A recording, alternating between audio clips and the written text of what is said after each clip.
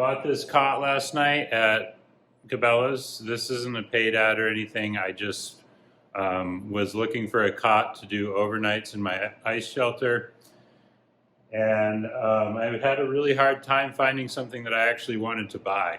I tried the Army Surplus store, I tried Walmart, and all the options they had were either just too complicated to set up or too flimsy, or the weight rating wasn't high enough. A lot of the cots out there, the weight rating is 225 pounds. I myself am 205 to 210, and I have a 30-pound dog that likes to jump up on my lap no matter where I am, so you can do the math. This is the Big Outdoorsman Cot with lever arm from Cabelas. The weight capacity on this is 600 pounds. You could put two of me and two of my dogs on. I want to make sure I can trust this thing for an overnight trip. It gets cold here in Maine. It's 3 degrees Fahrenheit this morning. I don't want to end up out there on the ice and have this thing collapse on me and be stuck sleeping directly on the ice. It's a survival problem at that point.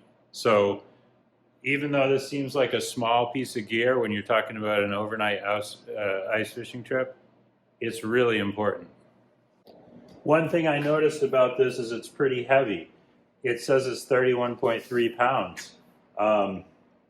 That's heavier than some of the other ones I looked at, but maybe it needs to be that heavy to have the weight capacity.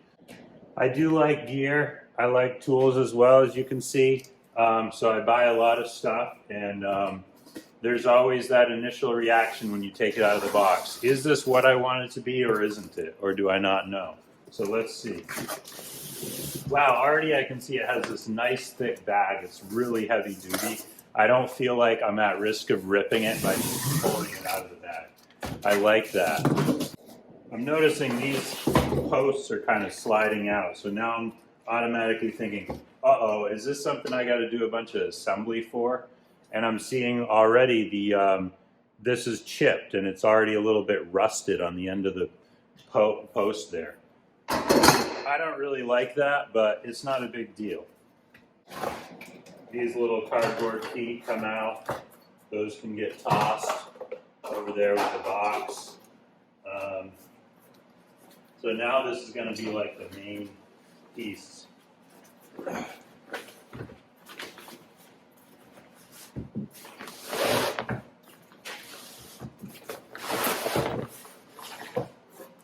And I got to consider, I've got pop-up ice shelters to set up. I got to be drilling holes. I got to be tying down my shelter. I got to set up my bait tanks where I can get at them. I got to set up my sonar. There's so much stuff out there when you're doing an overnight ice trip that, I got to set up my cooking station.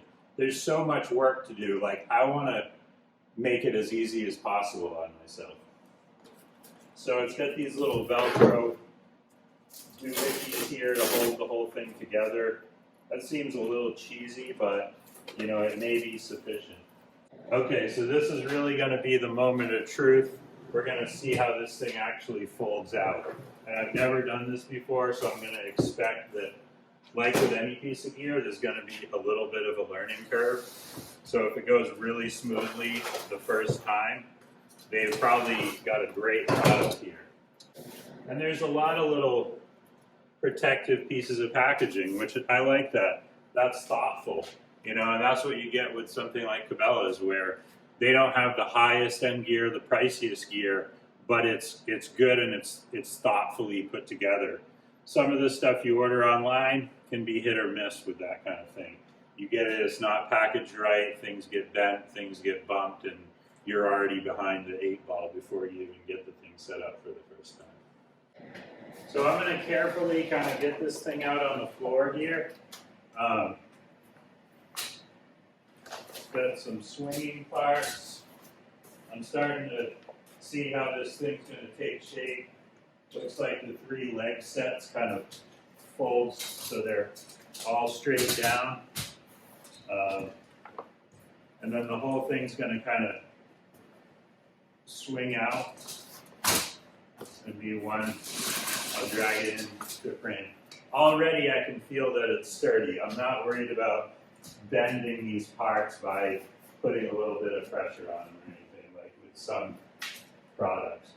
Oh, it does seem really wobbly this way. So we're gonna have to see, does that go away when we put these crossbars in place? This is where things can get really difficult setup-wise, you know. In the cold, you know, this was sitting out in my truck all night. So this metal and all these parts are really cold right now.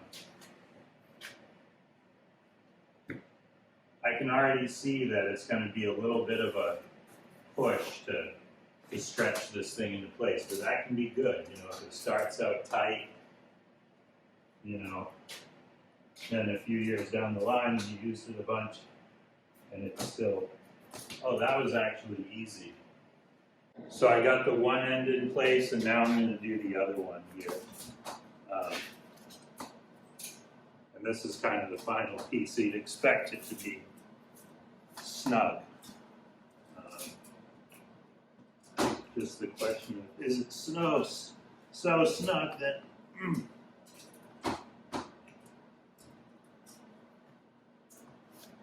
okay. Wow, that's tight. That's tight, but wow, yeah, it still has that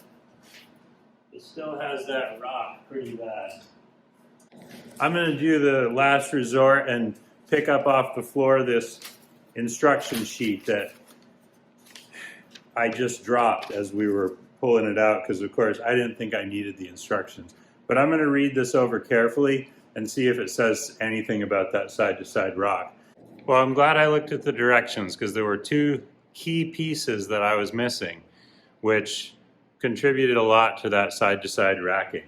So I've put those two pieces in place, and it's a lot better. It's not perfect, but it's much better. So I'm going to show you what those are. The first part here was this locking mechanism. This is in the unlock position. This is the lock position. And it just sort of stretches this whole thing about a ½ inch, so it really tightens everything in place. So that stabilized it a bit. The other thing are these diagonal arms. So this is how they were before, flipped up. And then to put them in place, you just flip them down and they lock into these little knobs. It's not the slickest system I've ever seen, but it's simple and I trust it to be something that's going to last. So overall, I'm happy with what I've got here. A few big things that I noticed is the size of it. It's 40 inches wide, which is way wider than a lot of the other cots out there. It's got metal parts on all the joints. A lot of the other cots have plastic joints that I just don't see holding up over time, especially out there in the cold. The material is really nice. This canvas top, it feels like it's really well stitched. It's got the ribbing around the edges. I trust it. All right, the moment of truth. Oh, yeah.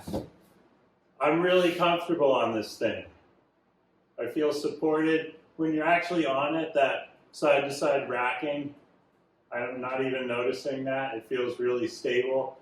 I'm 6 feet tall and over 200 pounds, and I feel like comfortable here. Like I have plenty of space. So there you have it. Cabelas strikes again. I've had really good luck with some of their products. When I've been searching around for something where the expensive ones are just more than I want to spend and the cheap ones are really cheesy, Cabelas puts out a product that's going to be right in the middle of the road, but more towards the high end for a low end price, honestly. This cost $129.99. I looked at cots that were $80 that were just complete garbage. I didn't think they'd make it through one trip. And this, I feel like I bought something that's going to last and that I'm going to get a lot of trips out of. So that was my unboxing for the Cabelas Big Outdoorsman Cot with lever arm. Kind of a mouthful, but overall a good product. Thanks for watching. Tight lines and happy trails.